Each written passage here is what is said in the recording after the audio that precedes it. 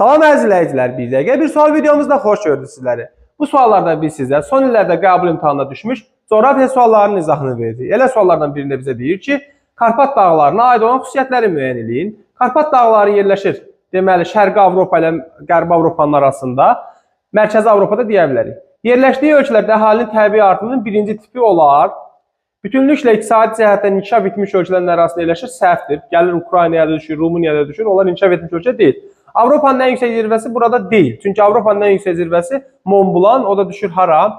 Deməli, Alp dağlarına. Bəzən də biz, belə deyək də, Elbrus'u götürürük. Çaylara əsasən Atlantik Okean hövzəsinə aiddir. Bu doğru fikirdir. Ərazisində zodiarpaqlı həmişəyaşıl meşələr olmaz. Meşə çöl və yaxud belə deyək, meşə olar, enliyarpaqlı meşə olar. Litosfer havalarının konvergens zonasında yerləşir. Bu doğrudur. Bizdən nə istəyirdi? Doğru olanları. Doğru olanlar isə 1, deməli 4 və 6'dır. Deməli, bu sualda doğru cavab 1, 4 və 6.